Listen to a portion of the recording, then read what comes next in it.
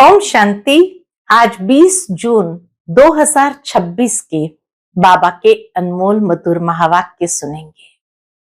आज के बाबा की मुरली है याद पर, और साथ साथ बाबा ने जो ज्ञान का खजाना दिया है, बाबा कहे ये सबको दान करना है। आपके दर से ज्ञान के 2 वचन लेकर के कोई न जाए, ऐसा हो नहीं सकता है। बाबा के ये मधुर महावाक्य ऐसा लगता है कि जब ब्रह्मा बाबा की संपूर्ण कर्मातीत स्थिति हो रही थी, उस समय के हैं, क्योंकि बाबा कर्मातीत होकर के फरिश्ता बनने वाले थे और सभी बच्चों का बुद्धि योग बाप दादा के साथ था। तो बच्चों का बुद्धि योग ब्रह्मा बाबा के साकार शरीर से भी तोड़कर सिर्फ निराकार से जुड़े। उसके लिए बार बार बाबा ने कहा, बच्चे ये देह को भी याद नहीं करना है, किसी भी देहधारी को याद नहीं करना है, वहां तक कि अपनी देह को भी भूलना है और अशरीरी आत्मा बन शिव बाबा को ही याद करना है।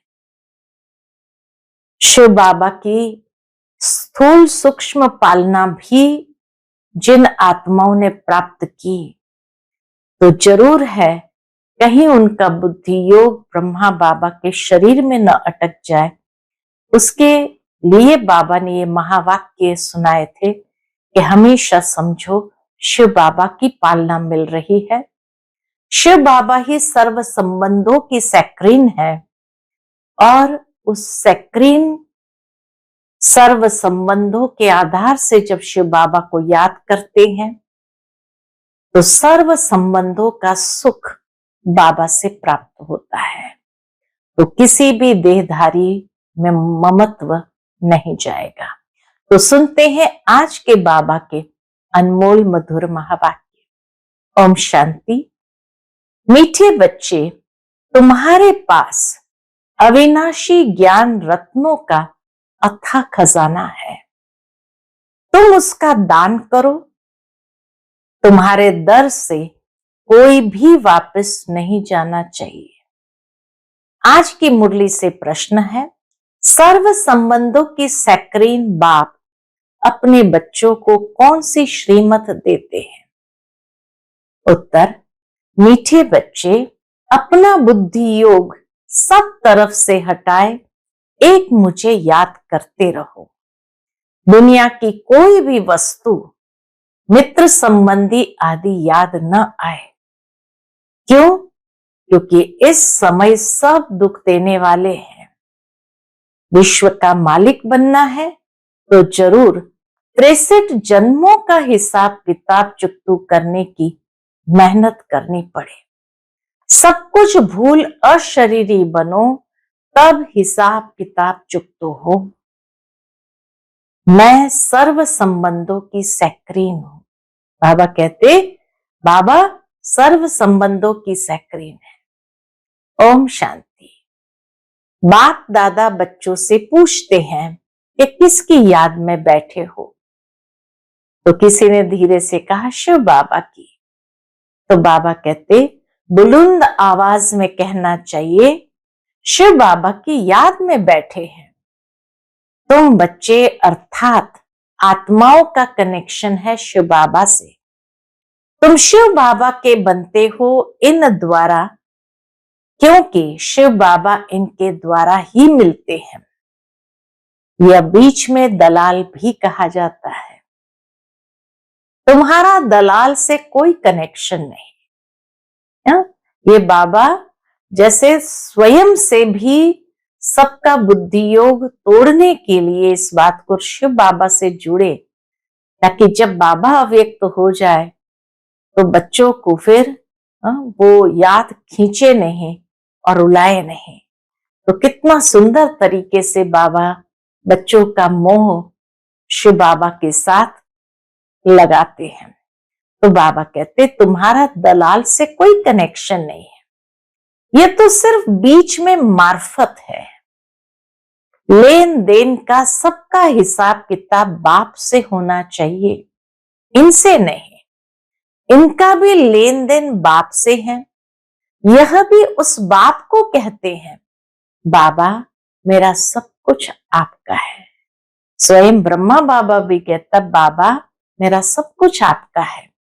तुम्हें भी एक तो निश्चय यह है कि हम आत्मा है, और दूसरा यह भी निश्चय है कि हम आत्माएं अभी परमपिता परमात्मा से वर्षा ले रहे हैं। मनसा वाचा कर्मणा तन मन धन से हम शिव बाबा के मददगार बनते हैं। ये सब कुछ शिव बाबा को अर्पण किया हुआ है। फिर शिव बाबा डायरेक्शन देते हैं, ऐसे ऐसे यह करो। इनको कहा जाता है श्रीमत। जो शिव बाबा डायरेक्शन देते हैं उसको कहा जाता है श्रीमत। बाप खुद कहते हैं, मैं इस पुराने तन में प्रवेश करता हूं, यह भी पतित से पावन बन रहे हैं। ये किसने कहा? शिव बाबा ने। यह भी पावन बन रहे हैं, इनका भी मेरे साथ हिसाब किताब है। इनके साथ कोई का हिसाब किताब नहीं है। तुम चिट्ठी लिखते हो शिव बाबा केयर ऑफ ब्रह्मा, परंतु माया ऐसी है, कैसी है? बाबा कहे, परंतु माया ऐसी है जो निरंतर याद करने नहीं देती है। बुद्धि योग घड़ी घड़ी तोड़ देती है। अगर यही पक्का पुरुषार्थ करेंगे तो फिर दूसरा सब कुछ भूल जाएगा, शरीर भी भूल जाएगा। ये शरीर होगा, परंतु आत्मा को इन सब चीजों से नफरत होगी। देह के कनेक्शन की सारी चीजों से बुद्धि योग पर होगा। यह अवस्था जमाने की प्रैक्टिस करनी होती है। अंत में हमको अपना शरीर भी न याद पड़े। बाबा क्या कहते, अंत में हमको अपना शरीर भी याद न पड़े। बाप कहते, अपने को अशरीरी समझ मुझ बाप को याद करो। मैं सदैव अशरीरी हूं। तुम भी अशरीरी थे, फिर तुमने पार्ट बजाया, अभी फिर तुमको पार्ट बजाना है। ये मेहनत है।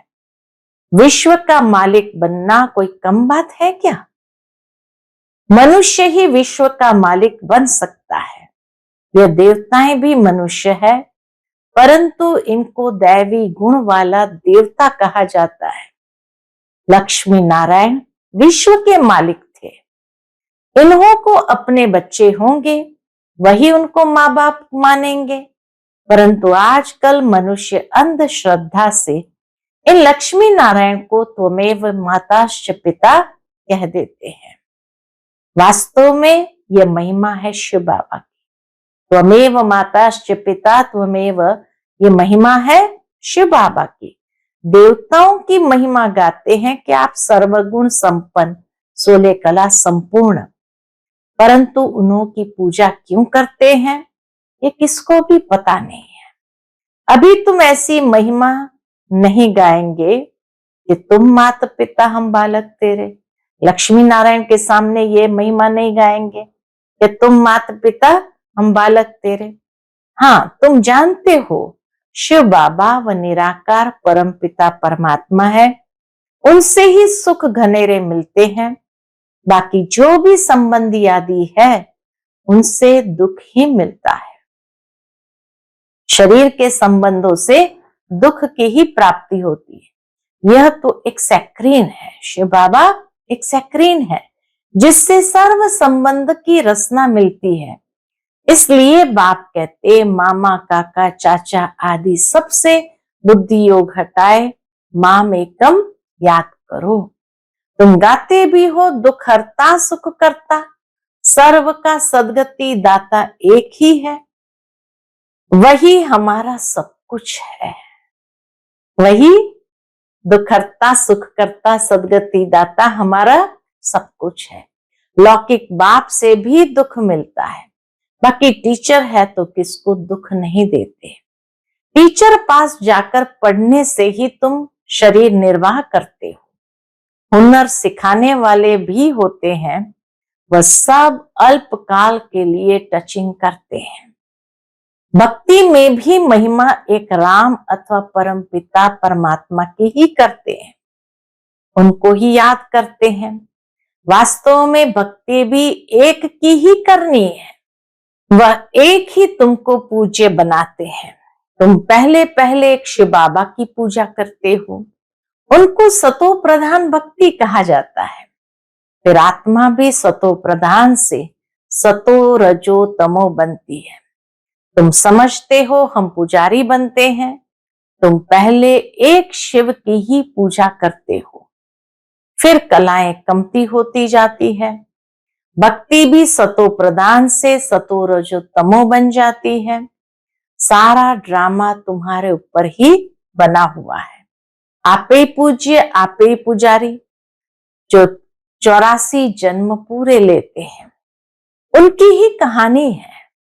उनको ही बाप बैठ बताते हैं कि तुमने 84 जन्म कैसे लिए हैं। हिसाब ही उनका है।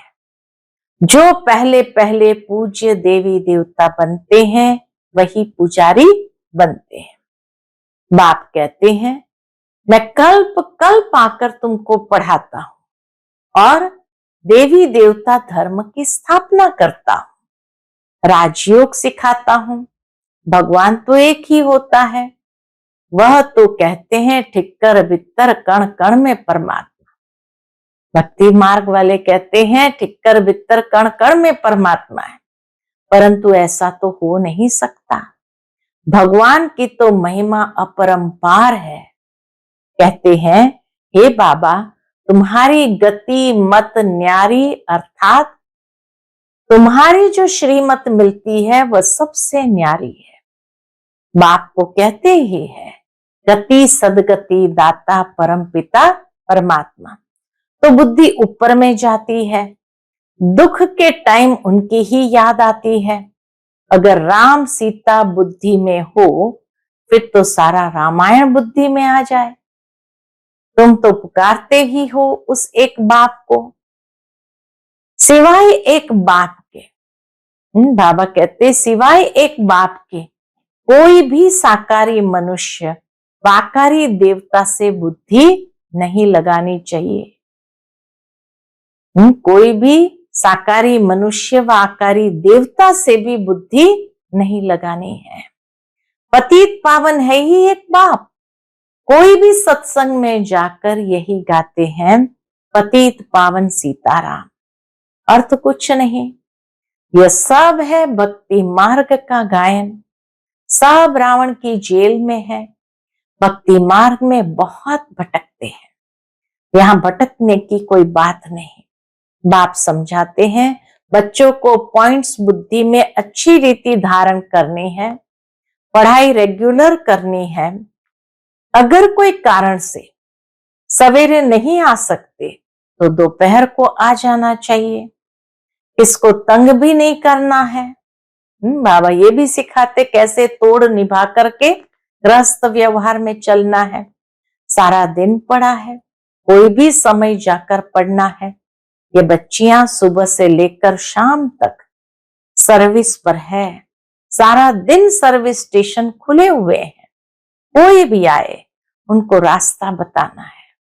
पहले पहले तो बताना है, विचार करो, तुमको दो बाप है। दुख में पारलौकिक बाप को याद करते हैं ना। अभी शिव बाबा कहते हैं, माम एकम याद करो। मौत तो सामने खड़ा है। यह वही महाभारत लड़ाई है। बल बड़े पदमपति करोड़पति है, बड़े बड़े मकान आदि बनाते हैं, परंतु वह रहने थोड़ी है। कितने भी बड़े बड़े मंजिल वाले बनाए, रहने थोड़ी है। ये सब टूट जाने हैं। वह समझते हैं कलयुग की आयु लाखों वर्ष है। इनको कहा जाता है घोर अंधियारा। कोई के पास पैसे हैं, पूछते हैं मकान बनाए। बाबा से पूछते, बाबा मकान बनाए? बाबा कहेंगे पैसे तो बल बना लो, पैसे भी तो मिट्टी में ही मिल जाने हैं, यह तो टेम्पररी है। नहीं तो ये सब पैसे भी चले जाएंगे, कुछ भी रहेगा नहीं। भले बनाओ, फिर उसमें गीता पाठशाला का प्रबंध रखो। जो तुम्हारे दर पर कोई भी आए, उनको भिक्षा ऐसी दो जो उनको एकदम विश्व का मालिक बना दो। तुम्हारे पास अथाह ज्ञान धन है, इतना कोई के पास नहीं है। तुम्हारे पास सबसे शाहूकार वह है जिनके पास बहुत ज्ञान रत्न बुद्धि में भरे हुए हैं। कोई भी आए तो तुम उनकी झोली भर दो। तुम्हारे पास इतना खजाना है, सिर्फ ये बोर्ड लगा दो, आओ तो हम आपको सदा सुखी स्वर्ग का वर्षा पाने का रास्ता बताएं। परंतु बच्चों में वह नशा नहीं रहता, बच्चों में वह नशा नहीं रहता। यहाँ नशा चढ़ता है, बाहर जाने से भूल जाता है। शौक होना चाहिए। कोई भी आए उनको रास्ता बताए जो बेड़ा पार हो जाए। तुम्हारे पास बहुत भारी धन है। बाबा कहते तुम्हारे पास बहुत भारी धन है। कोई भी भिखारी आए व लखपति आए तो तुम उनको भी बहुत रत्न दे सकते हो, ज्ञान रत्न दे सकते हो। बाबा यहाँ नशा चढ़ाता है, फिर बाहर गए सोडा वाटर हो जाता है। बाबा यहाँ नशा चढ़ाता है, फिर बाहर गए सोडा वाटर हो जाता है। बाबा तुम्हारी अविनाशी ज्ञान रत्नों से झोली भर देते हैं, परंतु नंबरवार है। झोली भरती है, नंबरवार है। किसकी तकदीर में है तो पूरी रीति धारण कर लेते हैं। बाबा कहते कोशिश कर तुम निरंतर याद में रहो। ऐसे नहीं कि सेंटर में जाकर एक जगह बैठना है, नहीं, चलते फिरते जो भी समय मिले बाप को याद करते रहना है। हथकारडे दिल अर्थात बुद्धि का योग बाप के साथ हो। हथकारडे दिल यारडे अर्थात बुद्धि का योग बाप के साथ हो। बाप की याद से तुम्हारा बहुत कल्याण होगा। 21 जन्मों के लिए तुम शाहूकार बन जाते हो। बेहद का बाप बेहद का वर्षा देते हैं। भारत स्वर्ग था, अब नरक है। बाप कहते अब मुझे याद करो तो तुम्हारी आत्मा सतो प्रधान बन जाएंगी। बाप को याद करेंगे तो नशा चढ़ेगा। हमारे जैसा धनवान सृष्टि में कोई नहीं है। बाप ही याद नहीं होगा तो धन कहां से आएगा? अगर बाप ही याद नहीं होगा तो ज्ञान धन आदि कहां से आएगा? स्वर्ग में तो तुम बच्चों को अपार सुख मिलता है। शास्त्रों में तो कितनी दंत कथाएं लिख दी है। गाते भी है राम राजा राम प्रजा राम शाहूकार है, बसे नगरी जिए दाता धर्म का उपकार है। कितनी सुंदर बात यहाँ श्री राम राज्य के बारे में कही गई है कि राम राज्य कैसा होगा, जहां राम राजा हो, प्रजा भी राम जैसी मर्यादा पुरुषोत्तम हो, वहां सब शाहूकार है। बसे नगरी जिए दाता धर्म का उपकार है, वहां हर कोई धर्म परायण है। फिर कहते हैं राम की सीता चुराई गई। अब इतनी अच्छी महिमा गा लेते हैं, फिर कहते हैं राम की सीता चुराई गई। बंदरों की सेना ली, आगे खुद भी पढ़ते थे, कुछ भी समझते नहीं थे। ये बातें खुद भी पढ़ते थे, खुद समझ में नहीं आता था। अब कितना समझ में आता है, कितनी वंडरफुल बातें लिखी है। बाप कहते मुझे प्रकृति का आधार लेना पड़ता है। त्रिमूर्ति में भी ब्रह्मा विष्णु शंकर दिखाते हैं, परंतु यह भी समझते नहीं कि विष्णु कौन है, कहाँ के रहने वाले हैं। विष्णु के मंदिर को नर नारायण का मंदिर कहते हैं, परंतु अर्थ कुछ भी नहीं समझते हैं। विष्णु का ये दो रूप लक्ष्मी नारायण है, जो सतयुग में राज्य करते थे। अभी तुम मनुष्य से देवता बन रहे हो। कोई भी आए तो बोलो ये ब्रह्मा कुमार कुमारियां है, तो प्रजापिता ब्रह्मा सबका बाप हुआ। बहुत ढेर के ढेर प्रजा है। नाम तो सुना है ना, भगवान ने ब्रह्मा द्वारा ब्राह्मण रचे। बाप ने जरूर बच्चों को वर्षा तो दिया होगा ना, तुम बच्चों को विश्व का मालिक बनाते हैं। तुम शिव बाबा से वर्षा पाते हो। एक है लौकिक बाप, दूसरा है पारलौकिक बाप। अब यह तुमको अलौकिक बाप मिला है। ब्रह्मा बाबा या लौकिक बाप मिला है, यह तो जौहरी था, यह थोड़ी कुछ जानता था। इनके लिए कहते हैं कि इनके बहुत जन्म के जन्म के भी अंत में इसमें प्रवेश करता हूं। वानप्रस्थी बनने का रिवाज भी भारत में है। 60 वर्ष के बाद गुरु के पास चले जाते हैं। बाप इनमें प्रवेश कर कहते हैं, अब तुमको घर चलना है। मुक्ति सब चाहते हैं, परंतु मुक्ति को जानते कोई भी नहीं। ब्रह्म में लीन तो कोई हो नहीं सकते। यह तो सृष्टि का चक्र फिरता ही रहता है, सबको पाठ बजाना ही है। कहते वर्ल्ड की हिस्ट्री ज्योग्राफी रिपीट। यह अनादि ड्रामा बना हुआ है, 84 जन्मों का पाठ तुमको बजाना ही है। यह ज्ञान डांस होती है। वो लोग फिर डमरू दिखाते हैं। अब सूक्ष्म वतनवासी शंकर डमरू कैसे बजाएगा? बाप ने समझाया है, तुम बंदर मिसल थे तो तुम बंदरों की सेना ली। तुम्हारे आगे बाबा ज्ञान का डमरू बजा रहे हैं, तुमको ज्ञान देते हैं।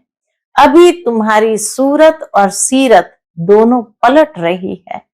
सूरत और सीरत दोनों पलट रहे हैं। काम चिता पर बैठ तुम काले हो गए हो, बाबा फिर तुमको ज्ञान चिता पर बिठाए, सूरत और सीरत दोनों पलटाए, सांवरे से गोरा बना देते हैं। यहाँ बाबा कितना नशा चढ़ाते हैं, फिर क्या होता है? नशा गुम क्यों होना चाहिए? इतना बाबा नशा चढ़ाते हैं तो नशा गुम क्यों होना चाहिए? अच्छा, मीठे मीठे सिखिलते बच्चों प्रति माता पिता बाप दादा का याद प्यार और गुड मॉर्निंग। रूहानी बाप की रूहानी बच्चों को नमस्ते।